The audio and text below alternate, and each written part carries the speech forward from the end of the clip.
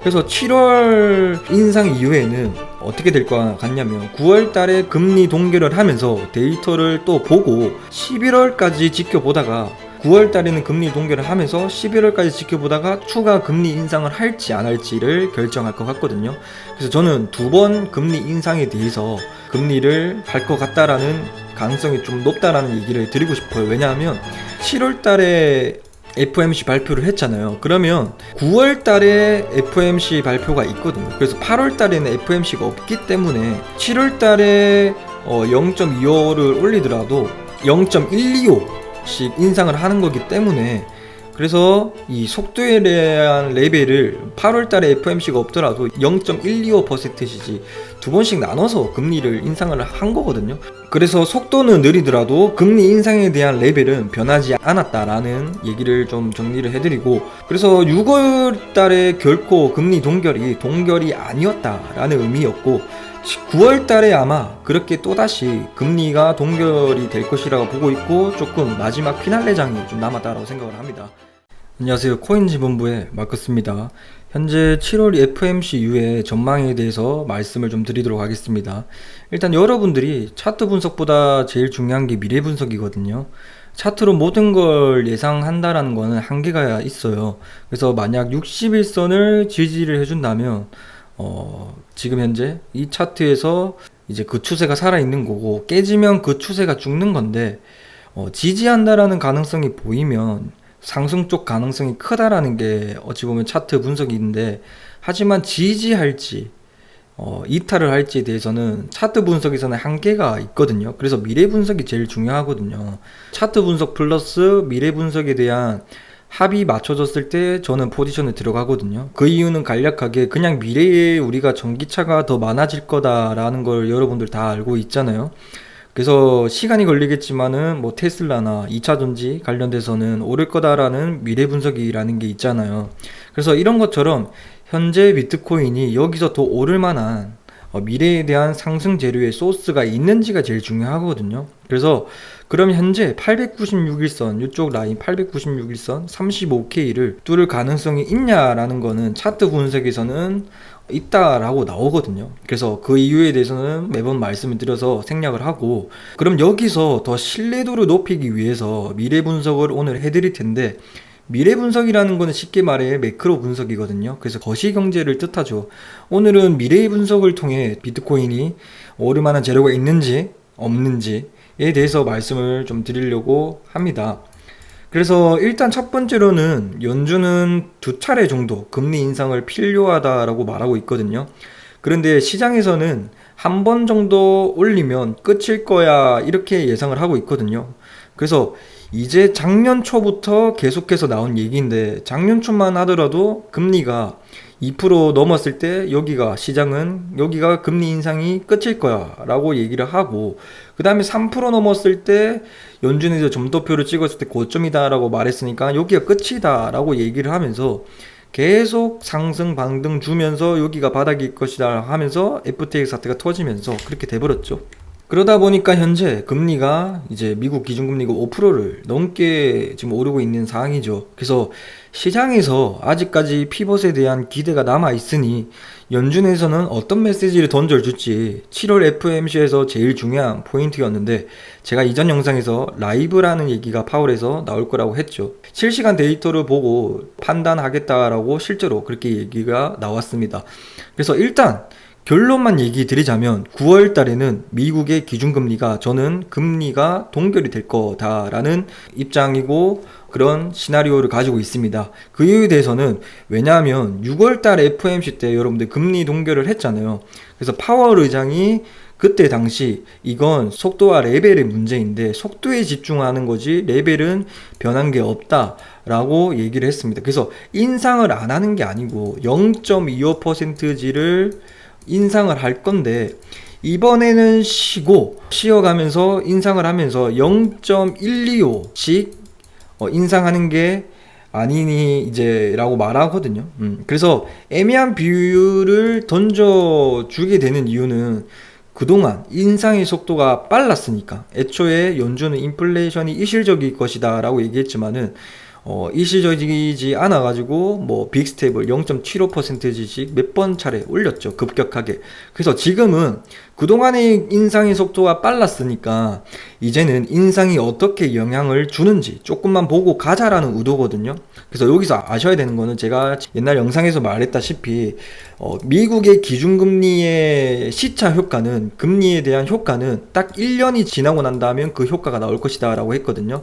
그래서 미국 같은 경우에는 작년 3월 달부터 금리 인상을 해서 올해 3월 달부터는 그 금리를 급격하게 올렸던 금리에 대해서 시차 효과가 나올 것이다. 그러면서 미국의 CPI가 점점 낮아질 것이다 라고 얘기를 드리면서 CPI가 제가 6%대, 3%대까지는 충분하게 잡힐 것이니까 3%대까지는 여러분들이 CPI에 대한 공포를 느끼지 마셔라, 적어도 그렇게 말씀을 드렸거든요. 그래서 7월 인상 이후에는 어떻게 될 것 같냐면, 9월 달에 금리 동결을 하면서 데이터를 또 보고 11월까지 지켜보다가 이제 9월 달에는 금리 동결을 하면서 11월까지 지켜보다가 추가 금리 인상을 할지 안 할지를 결정할 것 같거든요. 그래서 저는 두 번 금리 인상에 대해서 금리를 할 것 같다라는 가능성이 좀 높다라는 얘기를 드리고 싶어요. 왜냐하면 7월 달에 FOMC 발표를 했잖아요. 그러면 9월 달에 FOMC 발표가 있거든요. 그래서 8월 달에는 FOMC가 없기 때문에 7월 달에 0.25를 올리더라도 0.125씩 인상을 하는 거기 때문에, 그래서 이 속도에 대한 레벨을 8월 달에 FOMC가 없더라도 0.125%씩 두 번씩 나눠서 금리를 인상을 한 거거든요. 그래서 속도는 느리더라도 금리 인상에 대한 레벨은 변하지 않았다라는 얘기를 좀 정리를 해드리고, 그래서 6월 달에 결코 금리 동결이 아니었다라는 의미였고, 9월 달에 아마 그렇게 또다시 금리가 동결이 될 것이라고 보고 있고, 조금 마지막 피날레장이 좀 남았다라고 생각을 합니다. 그래서 베이비 스텝보다는 25 베이시스 포인트보다 더 낮은 토틀러 스텝일 뿐이라고 정리하시는 게 좋을 것 같습니다. 지금 파월의 통화 정책은 때리면서 이제 아프지라고 얘기하면서 연착륙을 시키는 통화 정책을 쓰고 있거든요. 책찍질 하면서 당근도 주면서. 그래서 시장은 계속 희망 회로를 돌리면서 핏봇을 예측을 할 수밖에 없던 거였고, 나중에 되면 그 시장과 연준의 이제 그 괴리가 맞춰질 거라고 보고 있거든요. 그럼 시장은 어느 타이밍에 실망할 때가 온다라는 얘기죠. 그게 언제냐면, 전 영상에서 금리 인상에 대해서 말씀을 드릴 때도 말씀을 드렸던 내용이지만은, 6월 CPI가 3%대 초반까지 내려왔잖아요. 지난주에 한국 부총재가 며칠 전에 이런 얘기를 했거든요. 8월 달에는 CPI 물가 지수가 2%대까지는 잡힐 것이다. 그래서 그런데 그 뒤에는 오히려 9월에서 10월로 가게 되면서 물가가 소폭 다시 올라갈 것 같다라는 얘기를 하거든요. 그게 에너지 가격 때문인데, 그러니까 지난해 6월 대비 올해 6월 이렇게 해서 지난해 대비해서 CPI 통계가 나오거든요.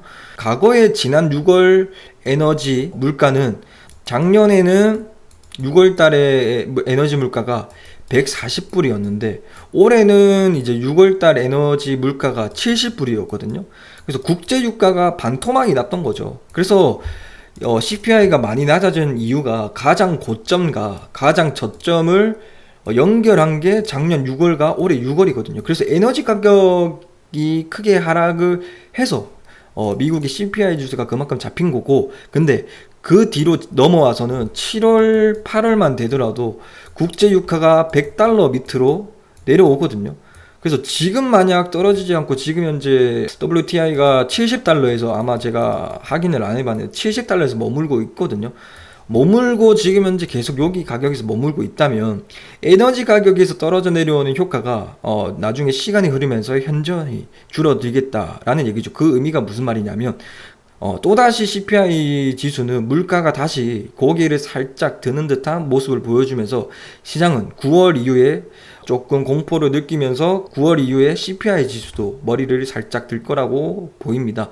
그때 시장은 우리가 너무 낙관적이었구나 라고 생각하면서 시장과 연준의 괴리가 어느 정도 맞춰지면서 9월 이후에는 그렇게 보고 있고, 9월 이후부터는 그런 물가 데이터를 보고 시장을 매우 실망하는 사건이 생길 거라고 보고 있거든요.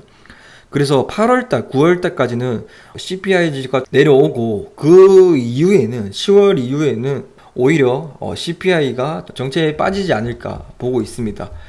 그래서 그 근거에 대해서 두 가지 말하자면 물가가 왜 올랐죠? 세계 최대 곡물 수출 국가 우크라이나와 세계 최대 에너지 수출 국가 러시아 때문이죠. 물가가 오른 이유가 이게 정말 근본적이게 물가가 올랐던 이유인데 이 전쟁이 끝나지도 않았는데 미국 긴축 통화 정책으로 애초에 처음 그대로 이 물가 목표 지수가 지금 2%대죠. 그 물가 지수를 거기까지 잡힌다라는 거는 시장은 정말 낙관적으로 바라보고 있다라는 내용이 연준의 말이 맞다라는 해석이거든요. 그래서 두 번째로는 지금 현재 CPI는 내려오고 있지만은 변동성이 큰 에너지 물가와 품을 제외한 즉 근원 CPI는 지금 빠르게 잡히지 않고 있다라는 게 시장이 낙관적이다라는 그 근거라고 보입니다.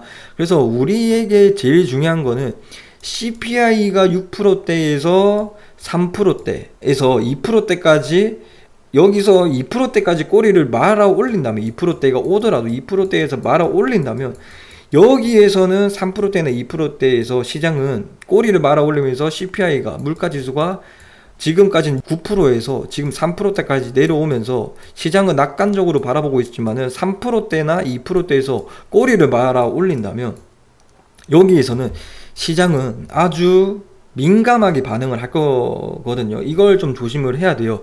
실제 제가 6월달에 금리 동결을 예상한 이유도 미국 통화정책에 선반영하는 선진국 캐나다가 금리 동결을 해서 미국도 곧 금리 동결을 하겠구나라는 건데 지금 캐나다나 호주도 물가지수가 꼬리를 말면서 올리니까 지금 동결해서 금리 인상을 단행을 했거든요. 그래서 파월은 계속 데이터 디펜던시를 봐야 된다라고 한다라는 게 나중에 실제로 물가지수가 반등을 칠 때에 그 말이 8월 달에 나오는 7월 물가는 좋게 나오고 실제로 9월 달에 금리를 동결하는 쪽으로 커지면서 시장은 낙관적이고 연준의 피봇을 예상하면서 시장은 또다시 크게 이 896일선을 뚫는 35K를 뚫는 무빙이 나오겠지만은 9월까지는 이제 단기적으로 상승 모멘텀이 좀 아주 많이 남은 상황이고 9월 이후부터는 좀 조심해야 된다.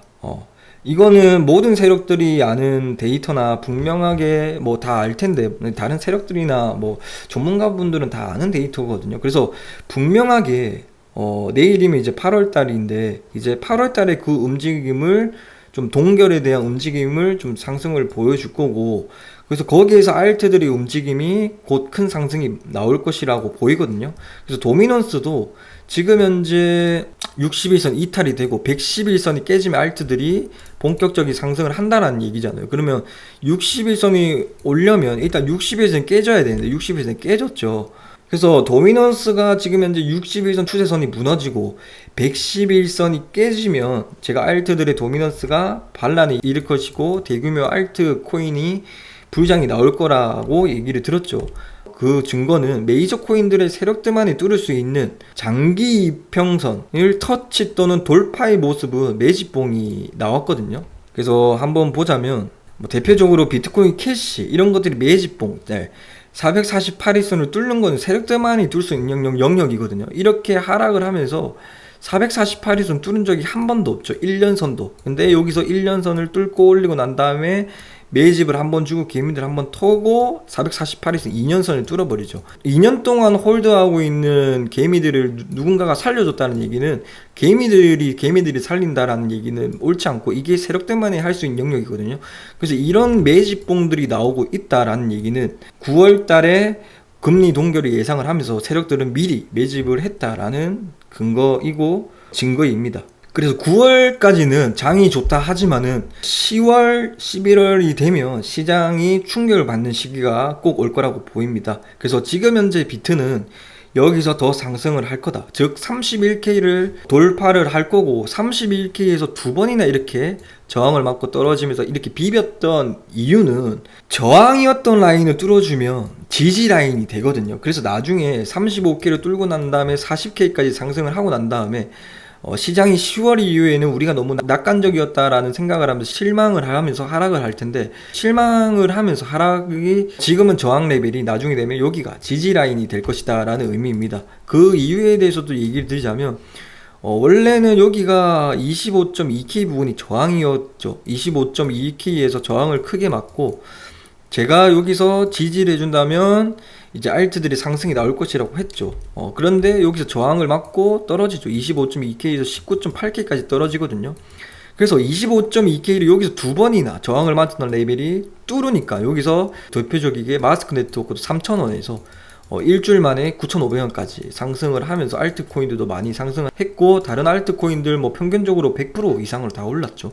그래서 이렇게 저항이었던 레벨을 뚫어주면 나중에 되면 여기서는 강력한 지지 라인이 된다라는 얘기를 우리가 알 수가 있습니다. 그래서 나중에 미래의 거시적인 매크로 관점에 대해서 본다면 나중에 여기 라인이 나중에 31K를 뚫을 거고, 금리가 9월 달에는 금리 동결을 하면서 대규모 알트 펌핑이나 비트코인도 크게 상승을 하겠지만은 나중에 31K까지 다시 되돌림 하락이 내려올 수 있다라고 정리를 하셨으면 좋겠고, 더 좀 디테일하게 말씀을 드리자면 40K 부분까지 상승을 하다가 그때 시장이 우리가 너무 낙관적이었네 라고 느끼고 금리 인하에 대해서 깨달으면서 그렇게 느끼는 순간 31K까지 하락할 거라고 보고 있거든요. 비트코인을 매수를 한다라고 본다면 비트코인은 현재 물려도 죽고 안 물려도 죽어야 된다라고 정리를 할 수가 있겠죠. 저점이다 라는 얘기죠.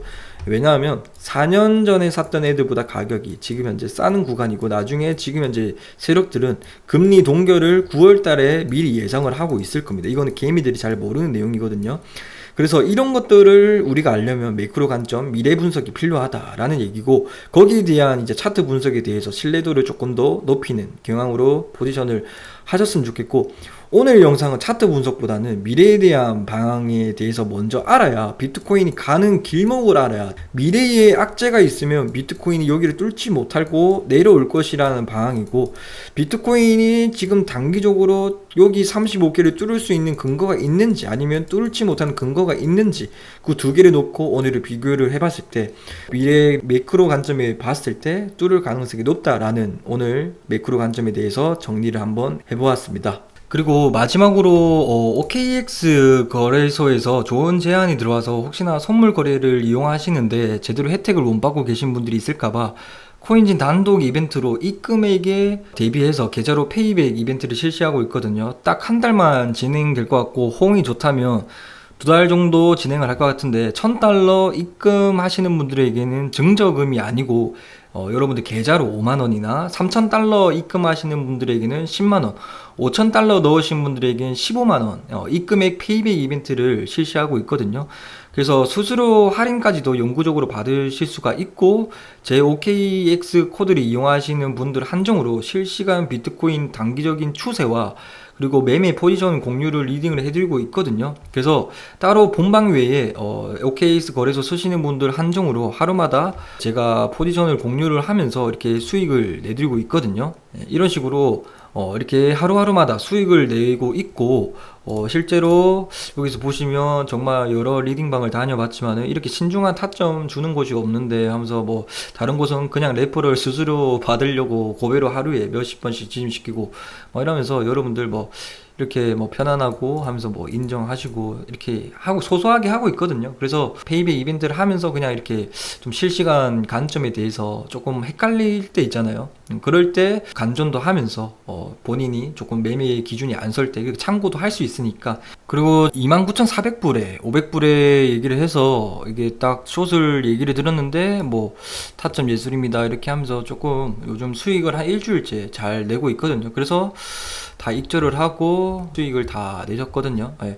그렇게 하면서 진행을 하고 있으니까 고정 댓글란에 제 카톡 아이디를 남겨드릴 테니까 혹시 가입하시고 링크도 남겨드릴 테니까 하시고, 단순 뭐 수수료만 뽑아먹자라는 것보다는 여러분들에게 이제 저는 여러분들에게 거래소에서 저는 홍보 비용을 받고 진행한 거기 때문에, 여러분들이 이렇게 리딩을 따라오면 레퍼럴이 조금 뭐 10만원이든 30만원이든 나오잖아요. 그거를 여러분들에게 저는 뭐 이 뭐 잔돈 해가지고 뭐 제가 뭐 10만원 20만원 번다고도 제가 뭐 부자가 되는 게 아니잖아요. 제 인생이 바뀌는 게 아니기 때문에 그냥 여러분들에게 좋은 혜택이 나와서 이왕 다른 거래소 쓸 바에 조금 더 여러분들에게 혜택을 드리는 방안이 나와서 OKX를 홍보를 해드립니다. 그래서 일단 선물 거래량이 바이낸스 다음으로 OKX가 2위 거래소거든요. 그래서 다른 타 거래소보다는 거래량이 제일 높고 업비트랑도 트래블룰이 되어 있어서 신뢰에 대한 문제는 저는 없다라고 생각을 하고 있고 이미 검증이 끝났다라고 보고 있거든요. 그래서 업비트랑 트래블이 되어 있으면 100만원 이상으로 입금 시에 고객이 인증한 시스템이 아니고 업비트에서 업비트랑 OKX 실명이 똑같은지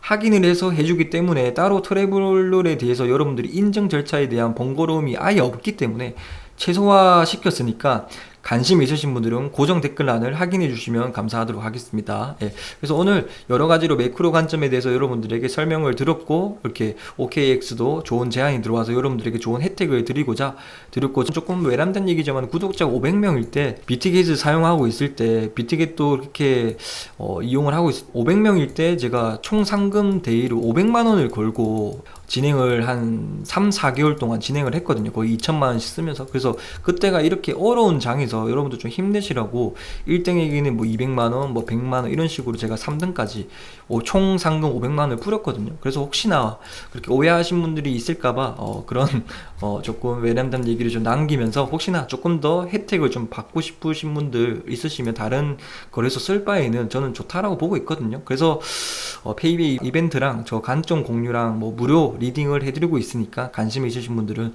댓글 고정란이나 아니면 더보기란에 한번 참고하시면 좋겠습니다. 그래서 카톡 아이디 남겨주시면 제가 링크 드리도록 하겠습니다. 어쨌든 오늘 영상 경청해 주셔서 대단히 감사드립니다.